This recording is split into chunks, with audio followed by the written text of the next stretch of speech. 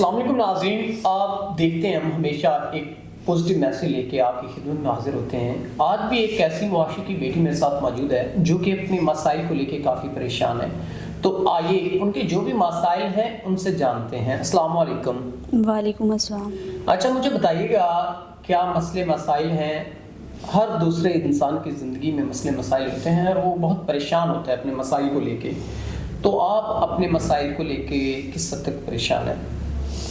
یہ دنیا بہت عجیب ہے، لڑکی کو غلط نگاہ سے دیکھتے ہیں، چاہے وہ گھر ہے یا بائی روڈ پر جا رہی ہے، پر دوسرا آدمی اس کی طرف غلط نگاہ سے دیکھتا ہے۔ میرے والد صاحب کا وفات پا گئے۔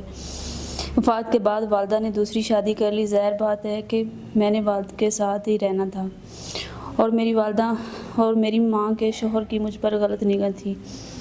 کئی بار مجھے شک سا ہوا، میں نے اپنی والدہ کو بتایا لیکن انہوں نے یقین نہ کیا اور میری والدہ نے مجھے گھر سے نکال دیا۔ میں نے بھی اپنی عزت بچائی اور در بدر ہو گئی۔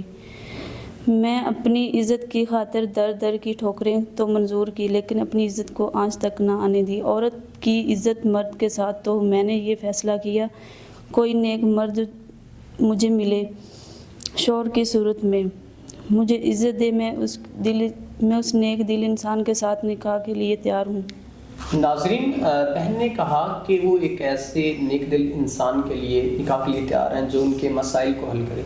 ظاہر سی بات ہے، جب والد کی وفات ہوئی تو والدہ نے دوسری شادی کی، تو جو دوسرے والد تھے ان کے سوتیلے، ان کی ان پہ غلط نگاہ تھی، تو بیان کرتے ہوئے بھی بہن پریشان ہو رہی تھیں، کیونکہ مسائل یا پریشانیاں انسان کو مینٹلی طور پہ بھی ڈسٹرب کر دیتی ہوتی ہیں۔